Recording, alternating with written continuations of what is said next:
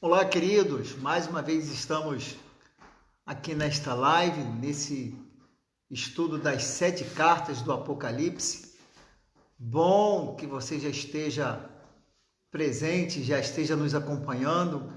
Estamos falando desde a terça-feira passada, falamos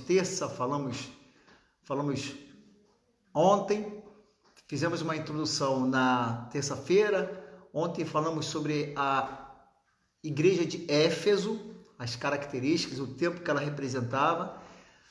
E hoje nós estamos dando início à igreja de Esmirna. Bom que muitos já estão chegando para essa nossa reunião, esse nosso estudo online. E queremos fazer então uma pequena retrospectiva. Na terça-feira nós fizemos uma introdução a respeito do livro do Apocalipse, falando de João, por que João estava na ilha de Patmos, por que o Senhor o isolou naquele lugar, as circunstâncias que o livro foi escrito. Na quarta-feira, ontem, nós falamos sobre a igreja de Éfeso, né, que significa desejável. É uma igreja que sofreu também bastante, uma igreja muito bem doutrinada por Paulo e por João. Ainda assim, em meio a tanta vida espiritual, a tanta doutrina, né, tão importante, ela deixou o primeiro amor. Esta igreja de Éfeso, ela representa a igreja do primeiro século, ou seja, do ano 0 até o ano 100. E hoje a gente começa a falar sobre a igreja de Esmirna. Esmirna, que é a segunda igreja nesta sequência, que vai justamente representar a igreja do ano 100 até o ano 312. Não por acaso esse tempo de Esmirna vai passar justamente quando entrar o período da igreja de Pérgamo, que quando a igreja deixa de ser perseguida e passa a ser a igreja oficial do governo romano.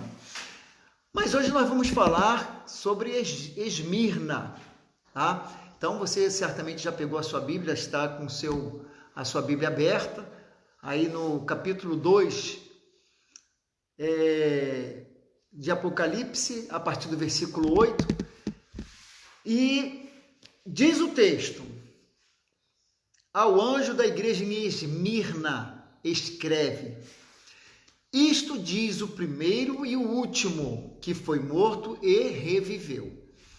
Então, mais uma vez, fica muito bem caracterizado que é uma palavra que vem do Senhor, que aqui nós vamos identificar como o primeiro e o último, o alfa e o ômega, que foi morto e reviveu. A gente falou que ele é o primogênito dos mortos, ou seja, porque ele foi o primeiro que ressuscitou para a vida eterna, coisa que não aconteceu com nenhum que tenha morrido, porque todos que morreram e ressuscitaram ou reviveram, um dia morreram de novo e não voltaram certamente a reviver, porque quem vive para a eternidade, que ressuscita para a eternidade, ressuscita só uma vez. Só aconteceu isso com o Senhor Jesus. Esmirna significa amargura. Lembra que eu falei que cada igreja ela tem o nome, o que a igreja representa, ela caracteriza muito o momento que ela está passando. Então, Esmirna significa amargura. Amargura é porque é a igreja que vai passar no pior momento de sofrimento da igreja cristã. É uma igreja perseguida, a igreja de Esmirna é uma igreja extremamente perseguida. Éfeso já era perseguida, a gente sabe disso porque começa com uma era apostólica e entra até o período pós-apostólico. João vai ser o último, mas essa igreja, ela entra praticamente quando já os apóstolos evidentes tinham morrido, inclusive João. E ela é amargura porque é a igreja mais perseguida de todos os tempos.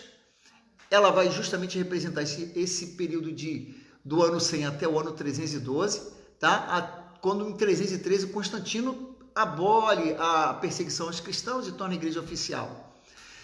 Então, é um período longo. Observe que foram mais de 200 anos de perseguição e sofrimento. Ainda assim, a igreja se sustentou. Mais apanhava, mais ela crescia, mais ela conseguia fazer com que as pessoas se convertessem, porque viam neles que, apesar de todo o sofrimento, eles não negavam a fé. Eram obrigados a aceitar cultos aos imperadores que se divinizavam, se achavam deuses, e eles não aceitavam isso. Então isso acontece com Éfeso, mas vai acontecer muito mais forte no período da igreja de Esmirna.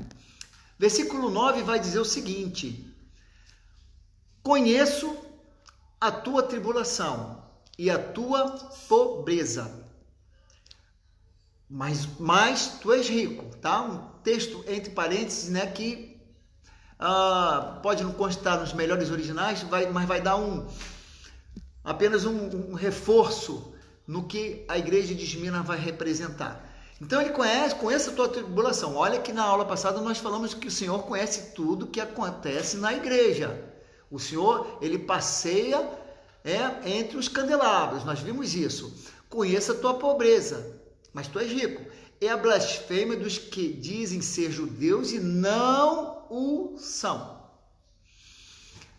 Por que ele fala que esses se dizem judeus e não o são?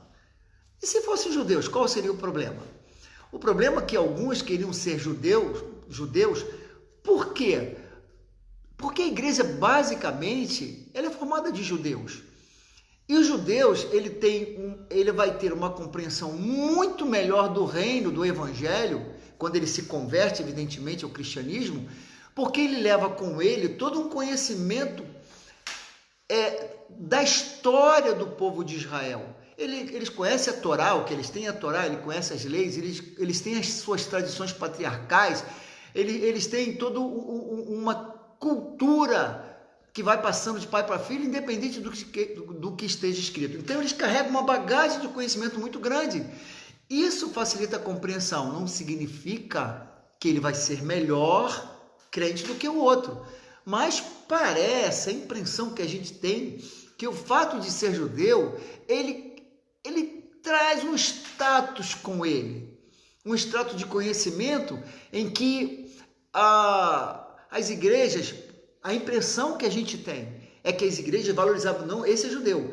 Olha que nós estamos falando de uma região que fica ali onde que eu falei hoje é a Turquia, indo mais para a esquerda, indo mais para o ocidente, é a Grécia, e vai chegar lá na ponta da Itália. Nós não estamos falando da região onde os judeus habitavam, Jerusalém, aquela área da Palestina. Não, nós estamos falando de uma região fora, é uma província romana. E a igreja do Senhor está lá porque, neste tempo, principalmente, a igreja foi espalhada por causa da diáspora que acontece para a igreja no ano 70, quando o general Tito invade Jerusalém, destrói o templo, destrói tudo. E espalha, vai judeu para todo lado, porque é uma rebelião, através de um homem, de um judeu chamado Bar Kokhba, no ano 66, ele começa essa rebelião e em 70 explode. Porque os judeus, eles tomam Jerusalém. Eles tomam Jerusalém, aquela região ali, porque o judeu nunca aceitou dominação, nunca aceitou. Mas os romanos tinham um tipo de dominação diferente. Eles chegavam, dominavam e o próprio povo administrava a vida deles, desde que pagasse impostos, e as leis eram deles. Não podia fazer guerra e não podia matar, só quem tinha direito à morte era o imperador. Então, eles tinham uma certa liberdade, mas não uma liberdade completa. Quando esta igreja está na cidade a igreja do Senhor está em Éfeso, está em Esmirna e as demais igrejas, é porque depois desse período espalha judeu para todo lado, mas também vai a igreja. A igreja também sai. Os crentes também saem. Claro que alguns ficam até bastante, mas muitos, ou talvez a maioria, eles saem espalhados pelo mundo porque o Senhor falou que tivesse que sair. Talvez alguns tenham se acomodado um pouquinho ali em Jerusalém, depois que Jesus ressuscita, espera um pouquinho mais e vem o Espírito Santo e batiza aquele povo no cenáculo. Mas logo em seguida, no ano 66, começa o movimento de libertação, em 70 explode. Estas igrejas estão fora desse contexto de Israel. Eles estão em outra região, ainda que não fosse tão longe assim.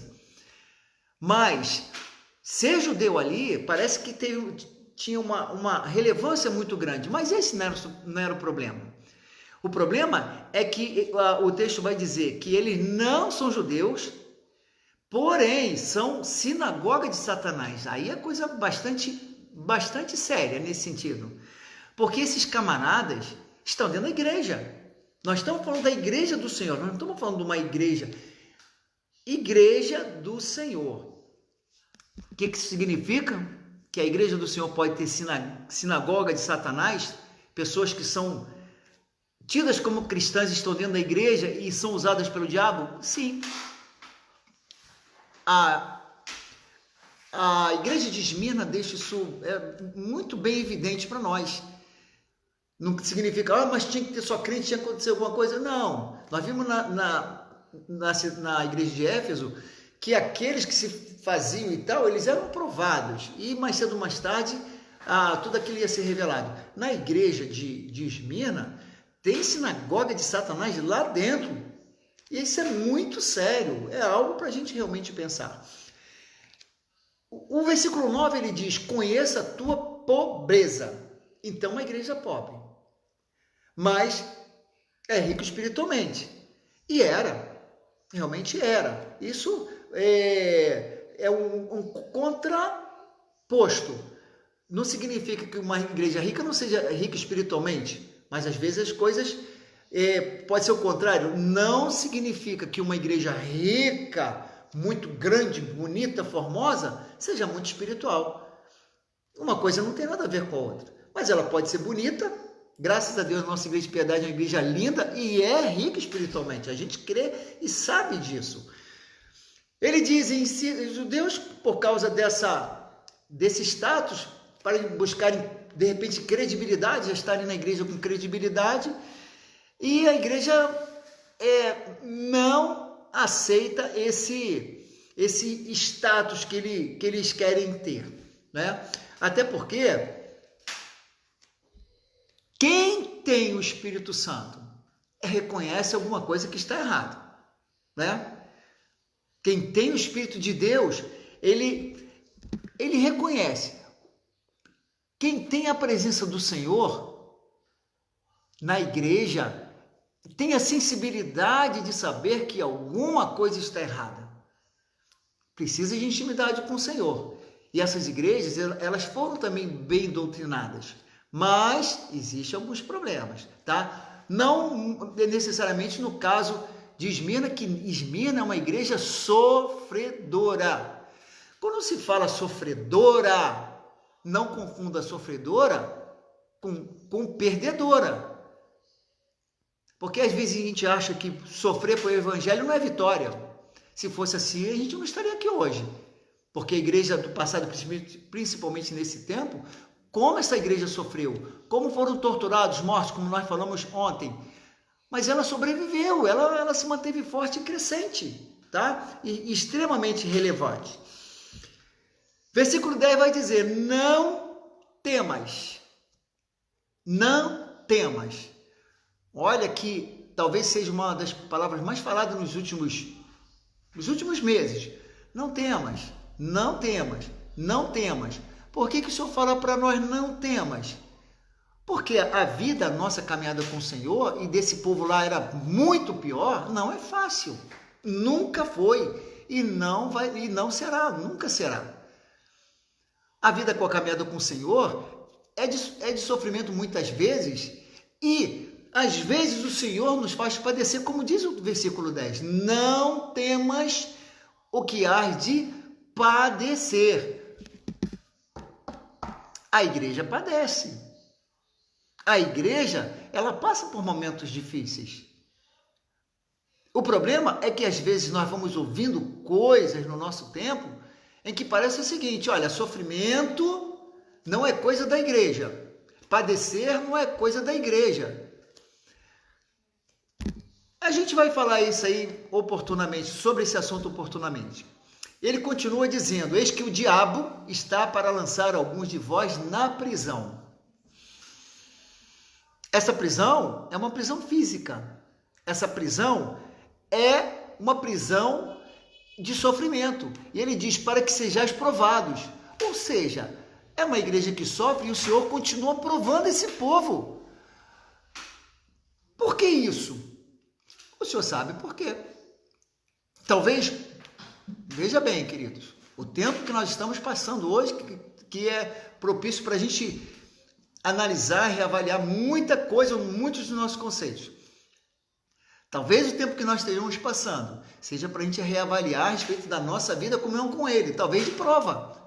Como eu falei, é princípio de dores? Com geladeira, com Netflix, com... Não dá. Isto aqui é padecer. Isto aqui é ser provado. E esse povo está sendo provado. Ele diz que o diabo está para lançar alguns de vós na prisão, para que sejais provados. O diabo pode fazer isso? Pode. Por quê? Presta atenção, queridos. Deus não usa porta, Deus não usa mesa, não usa cadeira, Deus usa pessoas. E vai usar pessoas para, muitas vezes, provar a nossa fé. E a gente, às vezes, acha... Tem uma frase que eu costumo dizer o seguinte, que pessoas que falam assim, irmão, o diabo está furioso. E eu costumo dizer o seguinte, o dia que ele deixar de estar furioso e deixar de querer destruir, ele deixa de ser diabo. Porque ele está aí para isso, para ficar furioso, para tentar nos derrubar, para ser usado por Deus para nos provar. A única coisa que ele não faz é tocar em nós. Porque a única permissão que a gente vê na Bíblia de tocar foi com Jó. Mas eu sou o seguinte, olha, não toca na mente, não toca na salvação, não toca na vida dele. Mas no corpo você vai tocar. Nem isso o Senhor permite hoje que ele faça. Porque tem gente que fica doente e acha que foi o diabo. Não pode ficar, não, foi o diabo. Irmão, se o diabo, se algum crente ficou doente por causa do diabo, é porque ele está oprimido. Talvez alguém esteja pensando, uau, Por isso que a gente não repreende para tirar espírito de enfermidade. Espírito de enfermidade é maligno. Então, a gente ora para que a enfermidade saia naturalmente, tá? Naturalmente. Mas vamos em frente. Ele diz que tereis uma tribulação de 10 dias. 10 dias. A gente falou ontem, tá? Que durante o Império Romano houve 10 grandes perseguições do Império Romano sobre a igreja. 10 grandes. Uma das grandes, né, das grandes perseguições, que virou uma perseguição até que histórica, que está nos filmes aí, é sobre Nero, que vai tacar fogo em Roma, etc, e culpa os cristãos, e morre muita gente. Isso aconteceu várias vezes, até o reinado de Constantino. O que aconteceu? 10 grandes perseguições. 10 grandes perseguições. Ele vai dizer aqui, sim, tereis uma tribulação de 10 dias, ser fiel até a morte, e dar-te-ei a coroa da vida. Olha o que o texto diz, ser fiel até a morte, e dar-te-ei a coroa da vida. Então, estas grandes perseguições, vai morrer muito crente.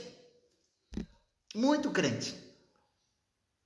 E ele está falando o seguinte, ser fiel até a morte. Não é só até morrer, porque a gente fala, eu quero até morrer, eu quero ser. Fácil. Aqui está dizendo, ser fiel até a morte, até a hora de você morrer, até a hora de colocarem espada no seu pescoço até você virar comida de leão, ser fiel. Sabe por quê? Porque se você for fiel, eu vou te dar a coroa da vida. Então a promessa, queridos, veja bem uma coisa. Esse povo que está vivendo esse tempo difícil, eles vão montar toda uma estrutura, toda uma base da igreja de hoje. Os fundamentos do evangelho, eles vão se construir muito em função daquilo que este povo está passando. Sofrimento, dor, perseguição e morte, e morte, até por sofrimentos e por mortes horríveis. E o Senhor fala, ser fiel até a morte você tem que ser fiel, porque é uma promessa. A diferença, queridos, disso tudo, é que a doutrinação que esse povo tem é que é o seguinte, rapaz, eu descobri uma coisa, morrer é lucro. Morrer pela causa do Senhor, há uma esperança, há uma promessa que supera tudo aquilo que essa vida pode oferecer. Ele dá a coroa da vida. Essa coroa da vida, a gente vai entender como uma eternidade com Deus.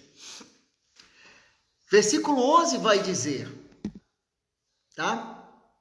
Quem tem ouvidos, ouça o que o Espírito diz às igrejas. O Espírito Santo, que conduzia aquelas pessoas, aquela igreja, ela continua conduzindo a igreja hoje. É o mesmo Espírito Santo, é o mesmo condutor da igreja, é o mesmo que continua falando para a igreja que há esperança, que há uma vida eterna que supera, que não há comparação da promessa que o Senhor tem para nós. É uma promessa que supera tudo. Ele diz, quem tem ouvidos, ouça.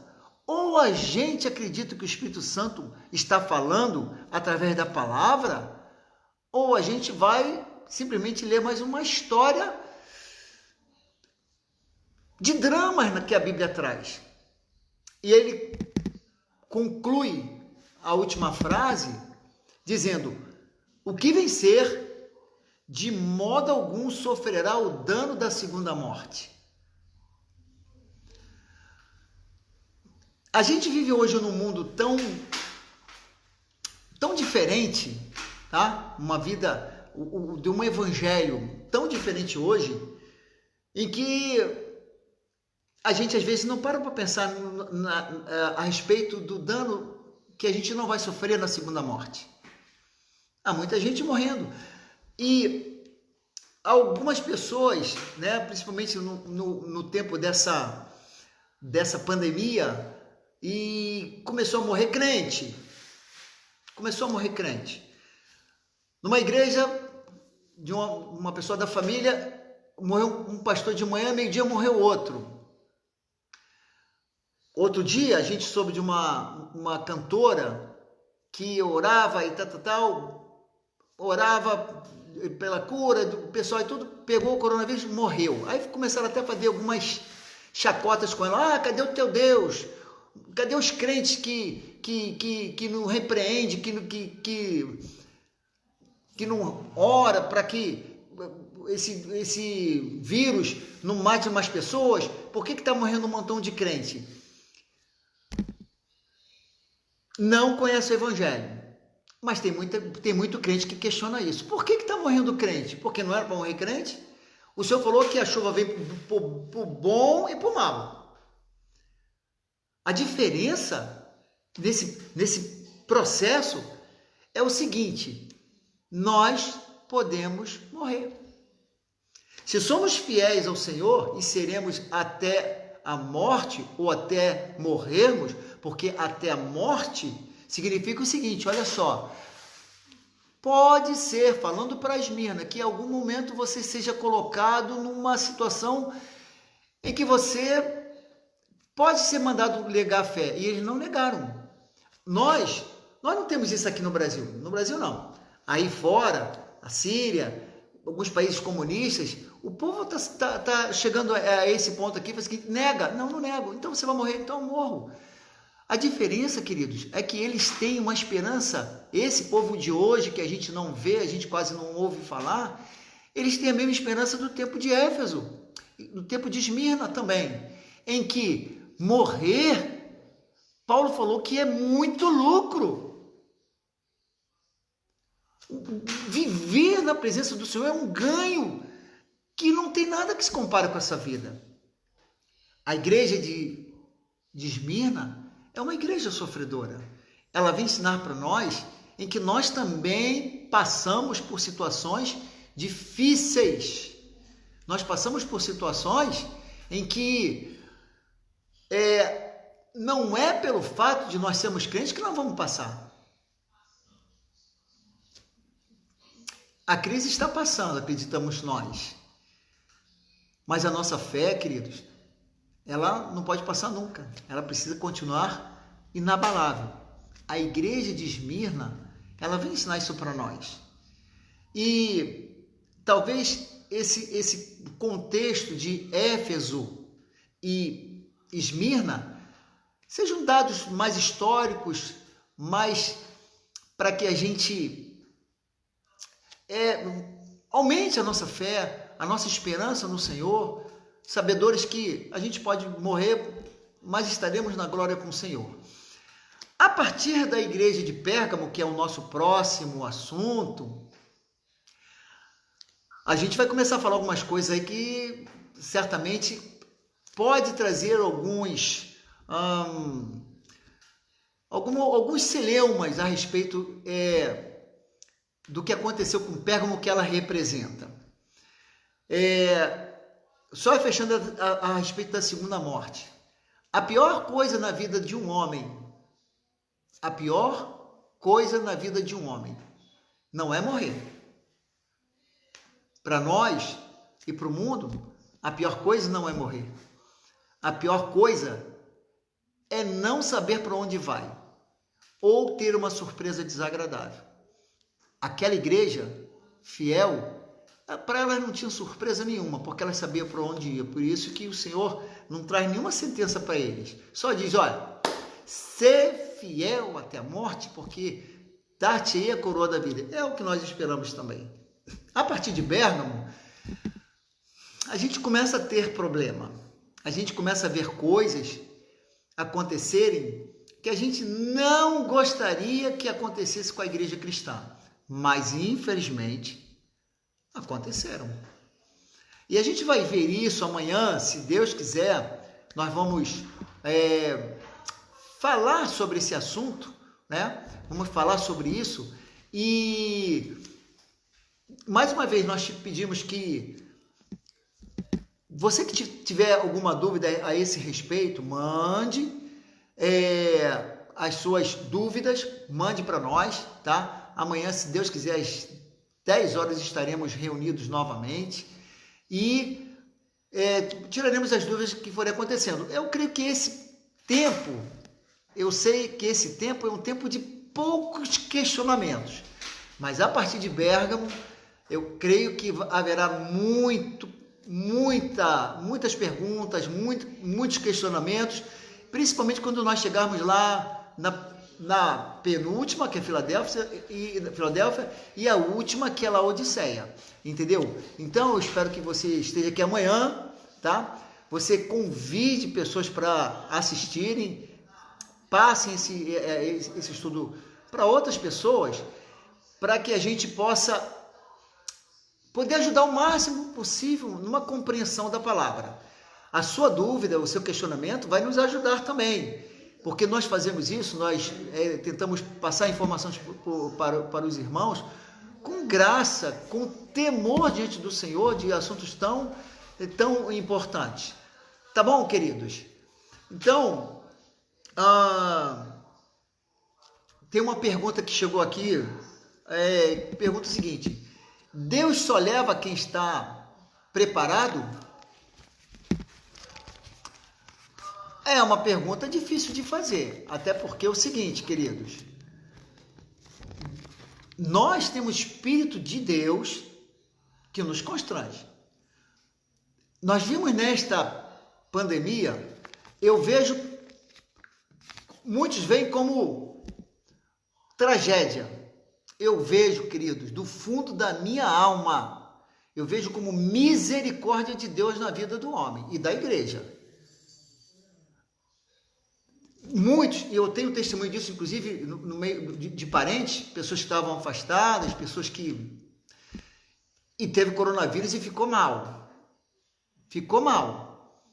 E eu falava, rapaz, já parou para perceber que Deus te dá uma oportunidade? Era só o que eu pensava, eu preciso me acertar com Deus. Deus dá oportunidade para que o homem se conserte com ele. Está dando oportunidade para a humanidade. Para que a humanidade saiba que é um Deus que tem controle de todas as coisas, não está na mão do homem. E o crente, aí alguém falou assim, poxa, mas teve gente que estava afastada, pegou o coronavírus e morreu. É porque Deus teve mais misericórdia ainda. Salvou, deu tempo de reconciliar com ele e levou. Eu creio nisso. Ah, mas só vai quem está preparado? Olha aqui que Provérbios diz. Aquele que muitas vezes repreendido, aprenda isso, eu não sei agora onde está para te dar a referência, se tiver alguém aí, fala. Aquele que muitas vezes repreendido endurece a cerviz, será quebrantado de repente sem que haja cura. Isso significa que o Senhor fala. Ah, quem não está preparado? Não está preparado quem não quer estar preparado. Ou quem, de tanto o Senhor falar, a mente já está cauterizada, o Espírito Santo não consegue mais acesso, aí tem uma hora que o Senhor, olha, vai. Agora, crente, vou voltar a falar, já falei isso em mensagem na igreja, crente não morre de véspera. Crente não morre de véspera. Crente vai na hora que o Senhor decidir. Ah, mas poxa, coronavírus levou um montão de gente. Tem crente que morre de bala perdida. Tem crente que morre de câncer. Tem crente que morre atropelado. Tem gente que morre de todo jeito. E a gente vai ficar fora vai ficar fora do coronavírus porque maldição nenhuma chega à nossa casa. Ah, queridos, a gente precisa conhecer mais a Bíblia. A gente precisa conhecer mais a palavra de Deus. Eu te convido a estar amanhã às 10 horas, de novo conosco nesse encontro através do Facebook, tá? E amanhã, às 19h30, nosso culto, que é dirigido pelos homens, estarei trazendo uma mensagem bem importante para que você possa estar nos acompanhando. Amanhã, às 7h30, culto, Igreja Nova Vida de Piedade, você pode entrar pelo site, e o nosso estudo às 10 horas. Estaremos juntos bastante tempo amanhã. Senhor te abençoe, Senhor te guarde, tenha uma noite muito abençoada na presença dele. Amém, queridos.